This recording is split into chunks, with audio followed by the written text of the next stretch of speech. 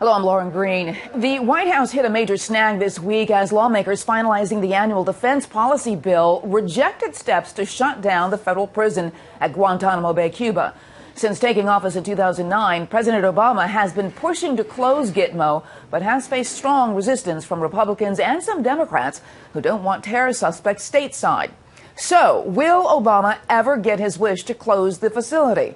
Joining us with a reaction is Tony Shaffer, a senior fellow with the London Center for Policy Research and author of The Last Line. Welcome to you. Hey, Lauren, thank you for having me. Good to be on. Well, do you see Gitmo closing anytime soon, realistically? I don't. No, I don't. I think Congress, literally, with the current language going into the current funding for DOD, headed them off at the pass. He cannot simply release people into U.S. prisons. There's any number of downsides to that. One of the most significant is if by some miracle one of these terrorists beat the rap, they're literally going to be free to go on our soil. It's just not a good idea. The other thing to consider is that no matter how you look at this, the disposition of these guys are going to be tough. And I think maintaining them there in some level of path to indefinite detention or prison is still a thing to do. Let's remember that 1/3 of everybody who's been released so far from Guantanamo and other prisons goes back to the battlefield. These are folks who are committed to the cause, and I just wouldn't see us releasing hardened Nazis back into doing nasty things like we have in this current war. But why is the White House a bit reluctant, it seems, to close the facility?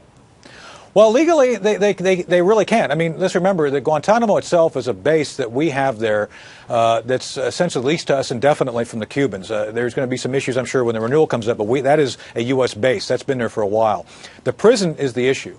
And the prison, obviously, is something that was created for purposes of maintaining these individuals, these terrorists, right after 9/11, or after the 9/11 attacks. And for the purposes of both retaining them for trial, and we've had this discussion about military tribunals versus civil trials, and I'm a believer that we should have long ago, under the Bush White House, figured out a path to resolve this via military tribunals. This has been tied up in the courts far too long. With that said, these folks are the worst of the worst. These are the folks who actually perpetrated attacks, were part of the original 9/11 attacks, or have been in the battlefield killing Americans. Therefore, in my judgment, it is in our interest to keep them off the battlefield and find some way of disposing of them without allowing them back into the battlefield to continue attacks against U.S. interests in our folks. The problem is, though, if there's no Gitmo, what do we have? Well, that's a good question, and frankly, we have nothing. What has happened over the past 6 years in absence of being able to take prisoners to Guantanamo is that they've taken individuals. We've captured quite a few. You don't hear much about it because they don't want to talk about the potential legal headaches this causes. So instead of actually doing the necessary thing of retaining these folks indefinitely in some prison facility, they're put on a ship. They're actually interrogated on the ship for a relatively small amount of time, 30 to 60 days, and 9 times out of 10 they're released. There's been a couple of captures where they've actually taken these individuals. The Somalis are a good example, where they've captured Somalis, put them on a ship, and then brought them back and put them into the criminal justice system. Again, that's something that I think a lot of lawmakers would be very much against for these other terrorists. With that said, it's very clear that without a set location to bring essentially these prisoners of war, these detainees, you don't have many options. And frankly, the policy is a bad one by the fact if you can't capture these folks, interrogate them over a period of time, you're not finding out how the network functions. To defeat terrorists, you need to defeat the network. And simply killing them with drones is not the adequate answer.